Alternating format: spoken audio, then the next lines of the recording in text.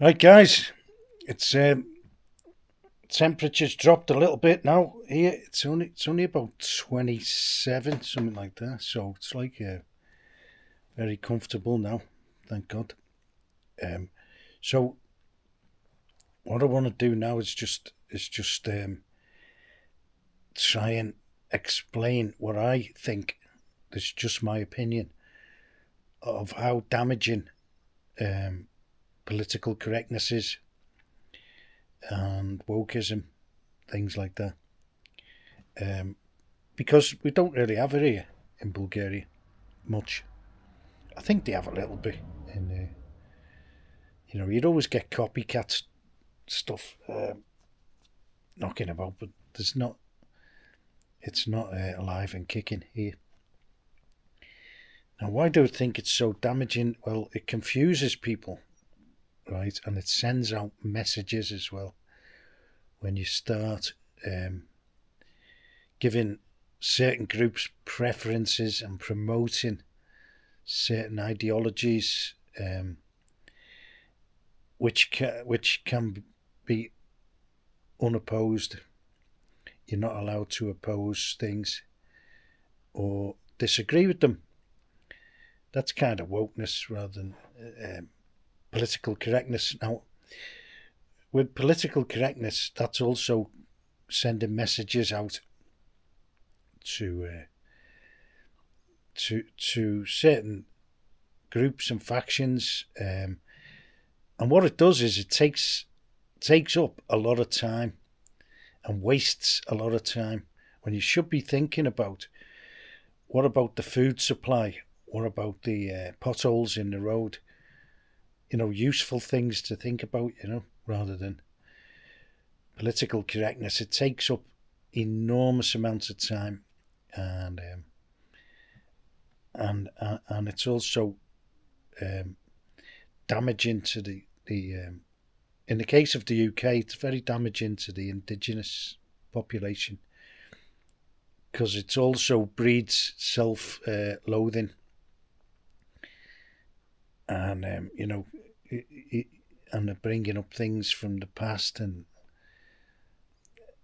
all this kind of stuff, which is kind of, has a lot of it has no bearing on how things are today. I mean, things change down the centuries, and the way it is now is the way it is, and so the damage it does is like mainly they do it to each other, the indigenous population, and it also sends out confused messages to other groups who think everyone agrees with this ideology in the majority population, which they don't, but they prefer not to go down the route. They prefer to, a lot of the time, just keep quiet. And I actually think the majority, I said that in the last bit, I think the majority is actually complicit in a lot of it. And it also plays into the hands that, like, now we can see the likes of Starmer. They're using these tools, and they love all these things like far right, and they use all sorts of words, starting calling you names if you don't agree or if you have slightly different views, which a lot of the time you can dispel. I mean, I could dispel my views. Some of them could be construed as far right, and they would be in the UK. I like nation state kind of stuff. I like being people being proud of the nation and taking part in traditions that only that nation has, and that happens a lot here.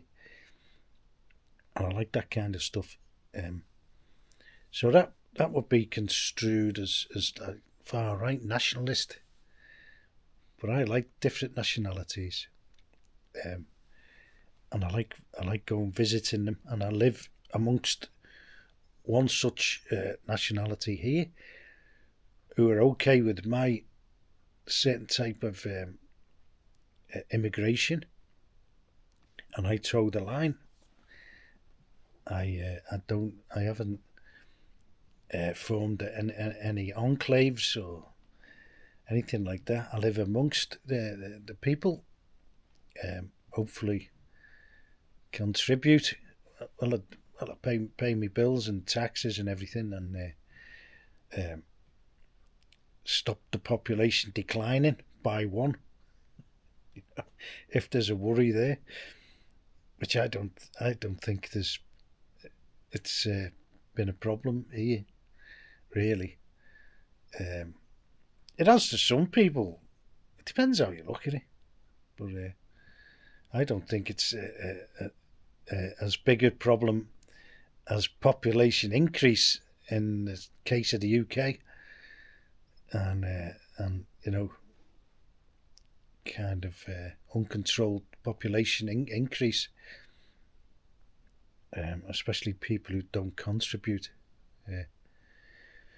So getting back to the political correctness now, it's been creeping in for decades, actually.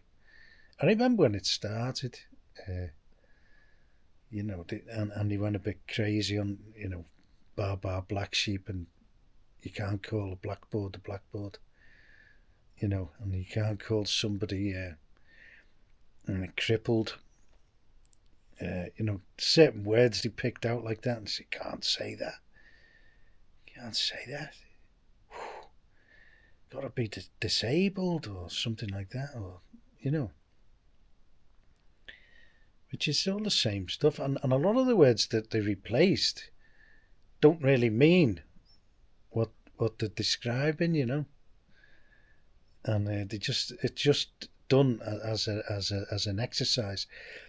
And what a lot of political correctness is to stop other people saying things, you've got to say this and you can't say that, and if you do, you'll be cancelled or reported, and it takes up so much time, and it's very destructive and divisive in a society, very, very destructive, and it wastes so much time where you could be thinking about how to do things better and where to plant some fruits or trees, or that's what people think about here. Where can I plant some more vegetables? And they're not thinking about can you say cripple, or it just doesn't come into it. And it doesn't mean you can't be tolerant and you can't be sort of a kind society, because they're very good here with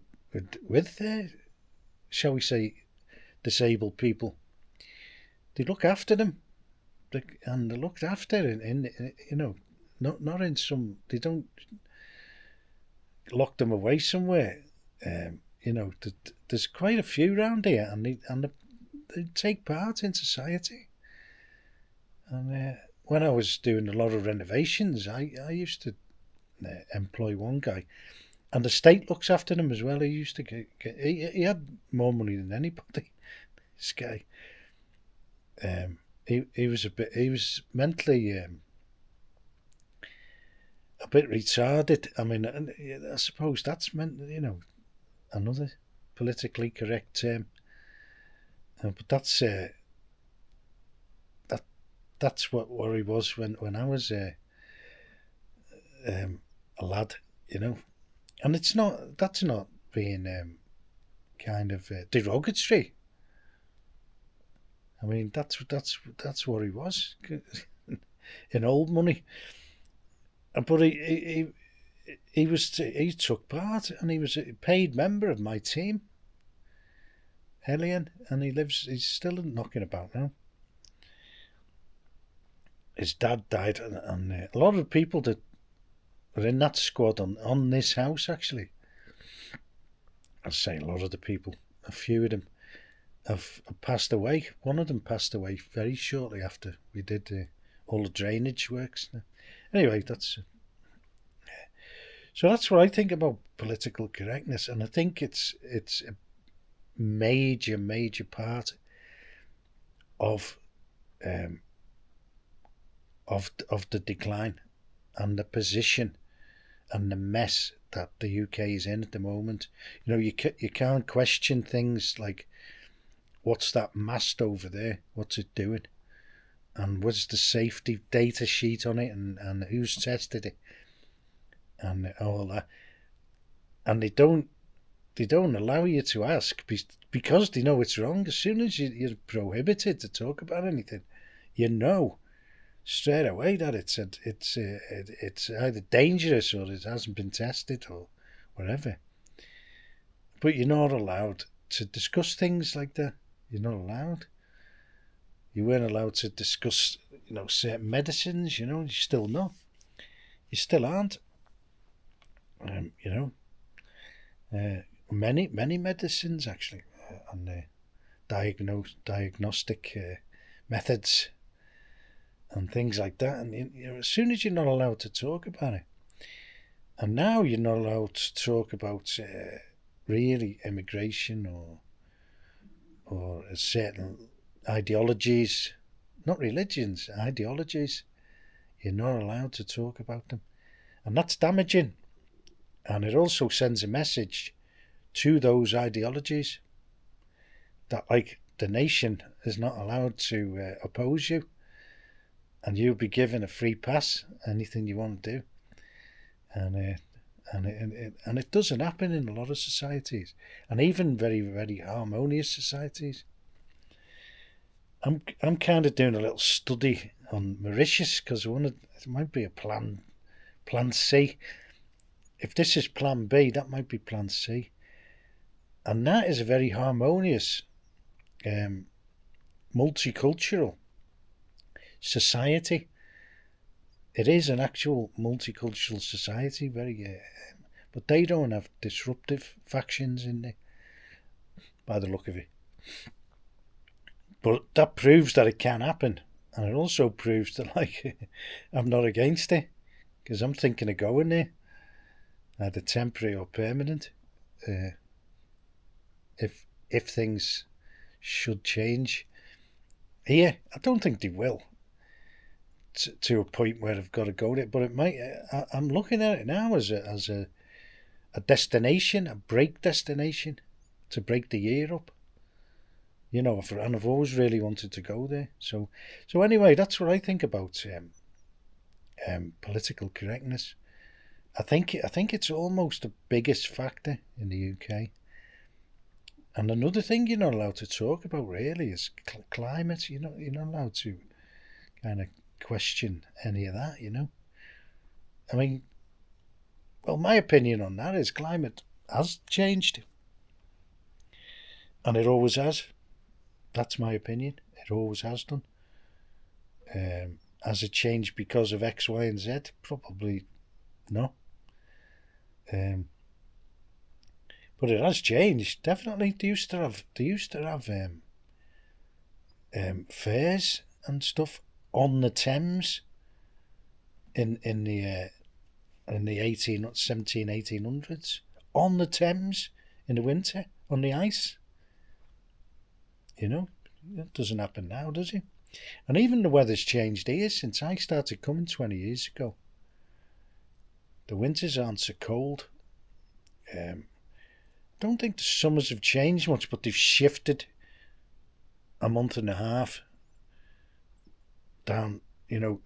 Summer comes later, winter comes later, and the other two seasons as well. So you could argue that that's the calendar is wrong. That's what I think, the calendar, because you're comparing it to a calendar, a man-made calendar. So when you say it's shifted a month, we made the month. Maybe it's out of sync. Maybe there should be more than 365 days in a year or less, depending on if you want to catch up. And they have reset calendars actually, I think, in the past, and not everyone uses the same calendars even now. So So yeah, so that's what I think about political correctness. That it's damaged the UK probably beyond repair. They've got themselves into this mess, and things that aren't allowed to be discussed or complained about or anything else, mainly by the majority of the population, and half of that majority population are completely complicit, and they actually invent the things themselves rather than the minorities in that. And especially with all this adult content in schools and that, they're the ones who's implementing it. These PC people, they're the ones who are coming up with all this stuff. It's not the group themselves, if you know what I mean. It's these PC people, and they're the dangerous. They're more dangerous than any far right people that I can see. So-called far right. I mean, the far right people that they pointed out that were causing the trouble, I wouldn't call them far right. I'd just call them local hooligans, because that's what they were. That's all they were. They weren't political. They're just local hooligans who come out and like anything for a ruck, That's who they were. They were local hooligans, and they're everywhere in the UK. Well, we have hooligans everywhere. Mostly, when you do get the odd gangs of violent people like that here on the continent, they're mostly football related, the ultras and all that. And if you want a punch up or a Barney, that's where you go. And at least it's contained. And then you go home, and then they're just normal people the next day. And a lot of them were in the 70s football hooligans. I knew loads of football hooligans, and that's what they were. 9 to 5 during the week, and then the football hooligan on a Saturday or whenever the match was. So anyway, they're just a few thoughts, and I really, really do think this is what is the real problem in the UK, is the majority population being divided and divisive amongst each other, and I don't think that it's ever going to be solved or mended. Cheers.